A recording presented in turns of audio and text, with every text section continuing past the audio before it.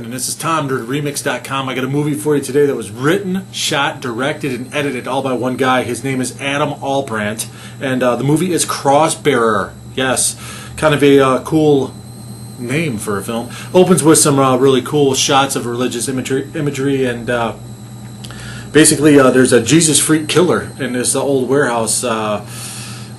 Kind of a creepy killer thing, you know, which is kind of hard to do in these days of interesting masks and everything. There's not much with this killer, but they managed to have a really creepy killer until he talks and he recites scriptures and stuff. He's played by Isaac Williams. They call him the Crossbearer in the credits and everything. So very cool movie. It starts out with a sadistic drug dealing club owner, and he's got, you know, some hot tattooed chicks working in this club, and two of them are in a relationship. Well, one of them that works there is in a relationship with a girl at home who has a kid who also has a drug problem, and her name is Victoria. She's a cokehead, and our protagonist, Heather, is also in a relationship with Bunny, a dancer at the club that she's with, and they are planning to run away together. Heather is played by Natalie Jean, by the way, and Victoria is played by Victoria Powell, and Bunny is played by Casey Marie, very nice looking young lady.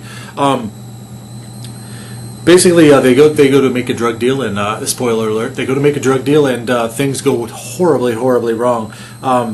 There's some really cool imagery in this. There's an indelible image early on in the film of a chick with enormous fake breasts running, screaming in stripper heels from the killer, and she's wearing a G-string and she's running in these like 8-inch stripper heels. It's kind of implausible, but hey, very cool warehouse location in this movie, and there's lots of drugs. There's a Kubrick referenced during a honest film discussion about horror films, which is more honest than I think most directors would delve into around these days. And a couple cool characters. Mark, played by Tim Cronin, does a real good job. And like I said, one of the group that goes to this drug deal, Cindy, is played by Julia Campbell. She is a very striking young woman. I mean, the hottest actress I've seen in a horror film in quite a while. Most of the acting is above average in this, and everybody does a great part.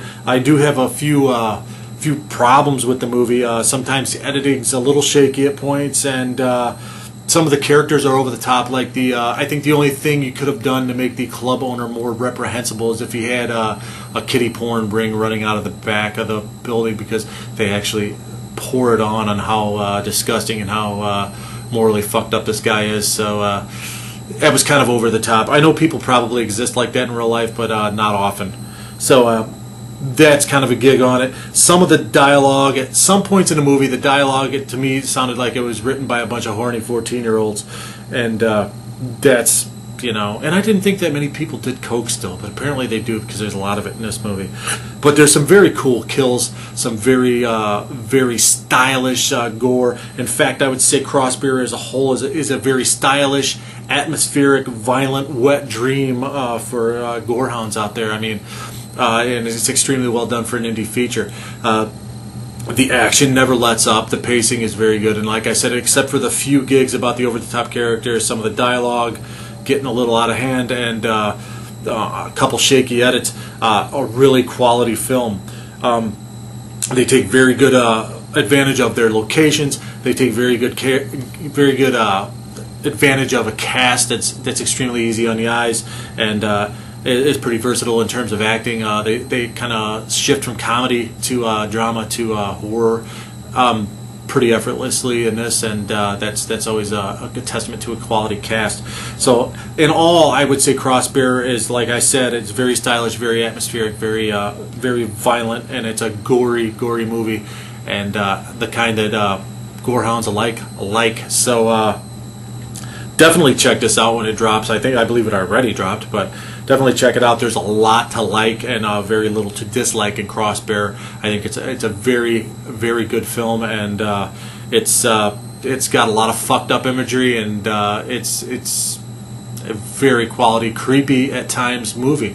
So Crossbearer, I give it a very firm 8.5 out of 10, and I'm Tom, supporting Independent Cinema. Thanks.